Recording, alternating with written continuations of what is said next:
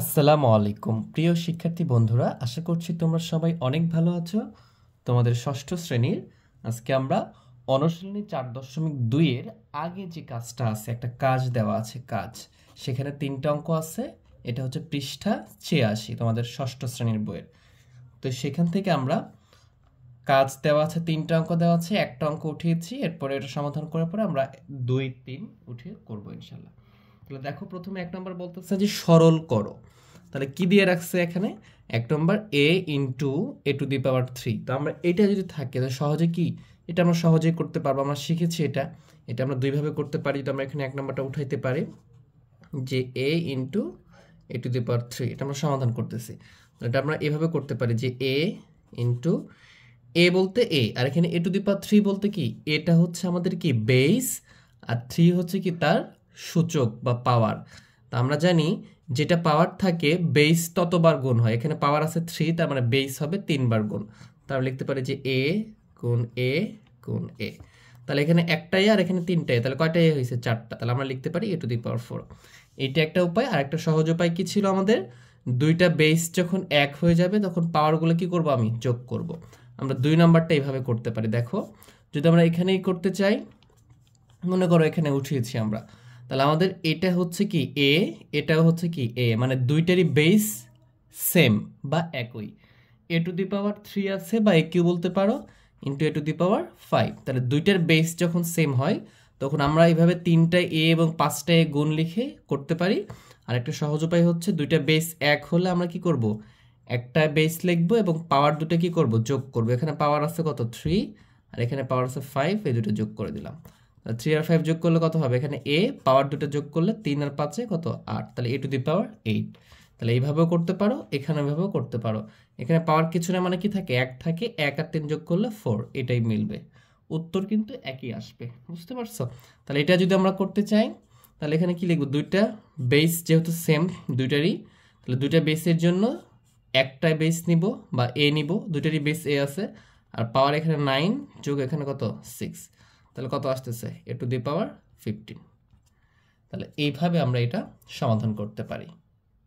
2 নম্বরটা আমাদের কি দেওয়া আছে দেখো, আমরা যেই কাজ করতেছি কাজের 1 নম্বরটা করলাম, এখন 2 নম্বরটা করব। এটাও 86 পৃষ্ঠায় আছে। কাজ হিসেবে এইগুলো দেওয়া আছে, 3টা অঙ্ক দেওয়া আছে। তো a ইকুয়াল টু 2 হলে, মানে এর মান 2 হলে 2aq ইন্টু 3a স্কোয়ার এর মান নির্ণয় করো। তাহলে এরকমটা থাকলে আমরা কি করি? আমরা কিন্তু আগের অঙ্কগুলো করেছি। দেখো, এটার সমাধানটা আমরা এভাবে করতে পারি। লিখতে পারো সমাধান। তাহলে আমাদের দেওয়া আছে বলে আমরা উপরের অঙ্কটা উঠিয়ে নিতে পারি যে দেওয়া আছে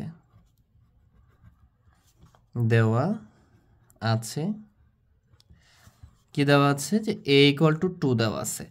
আর এইটার মান বের করব। এটার কি বের করব? আমরা মান বের করব। তো যেটার মান বের করব সেটাকে আমরা প্রদত্ত রাশি লিখতে পারি। কি লিখতে পারি?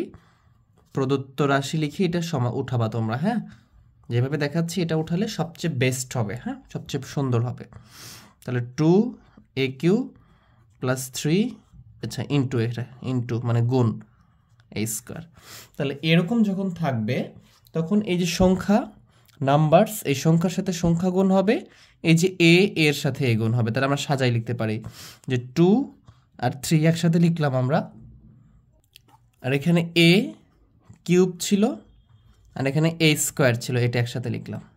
যেহেতু গুণ আছে, আগে পরে লেখা কোনো ব্যাপার না, এটাতে কোনো কিছু পরিবর্তন হয় না, কোনো সমস্যা নেই। এই জন্য তাহলে সংখ্যা গুণ করবা। তাহলে 2 দুগুণ কত হবে? 2 দিয়ে 3 গুণ করলে 3 দুগুণ 6।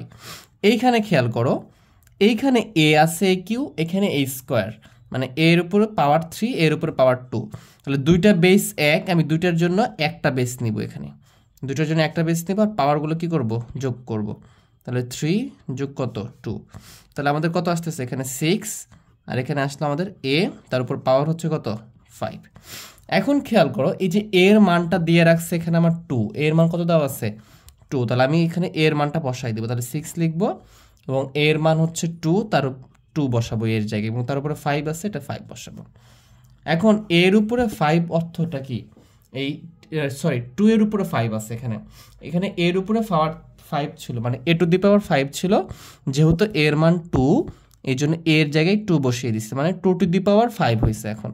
তো এটার অর্থ তো আমরা জানি যে 6 ইন্টু এই 2 এর উপরে পাওয়ার 5 বলতে আমরা 2টাকে কি করব, বেসটাকে 5 বার গুণ করব, মানে 2 ইন্টু 2 ইন্টু 2 ইন্টু 2 ইন্টু 2 এইভাবে করব আমরা।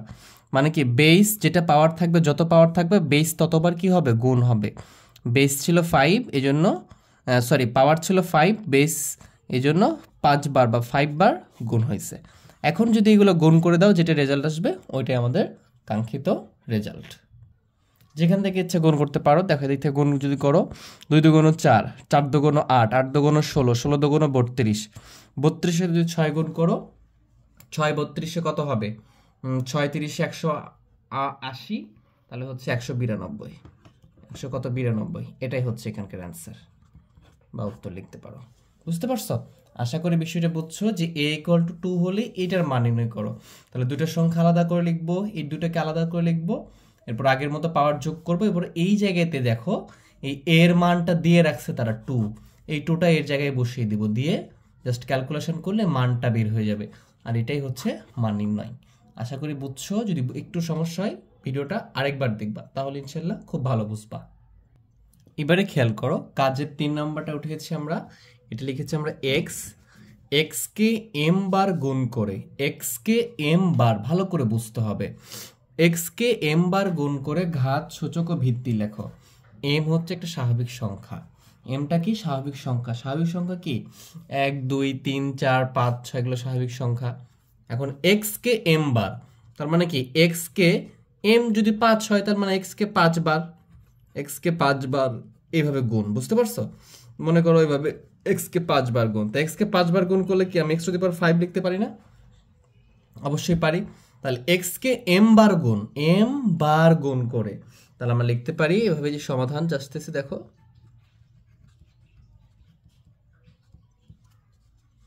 যে x কে m বার গুণ করে পাই, কি পাবো বলো, x তার উপরে কি m। x কে m বার গুণ করলে কি, x কে যদি 10 বার গুণ করি তাহলে x গুণ x গুণ x তার উপরে, তাহলে অর্থাৎ আমি যদি 10 বার না লিখি x এর উপর 10 লিখে দিই, তাহলে কিন্তু x⁻10 বা x 10টা হয়ে যাবে। তার মানে x কে 10 বার গুণ, x কে m বার গুণ মানে কি x এর উপরে তাহলে কত হবে, 10 হবে। এখন খেয়াল করো, এখানে গুণ করে ঘাত, সূচক, ভিত্তি বের করতে বলছে। তো ঘাত এবং সূচক কি একই জিনিস, তাহলে এই যে উপরে যে পাওয়ারটা থাকে এটাকে আমরা কি বলি, বাংলাতে এটাকে সূচক বলি, আমরা কি বলি, সূচক বা ঘাত বলি, এটা বলি। আর এইখানে যে অংশটা থাকে সেটা হচ্ছে আমাদের কি, ভিত্তি, ইংরেজিতে যেটাকে আমরা কি বলি, বেস বলি। তাহলে আমরা বলতে পারি যে অতএব x এর সূচক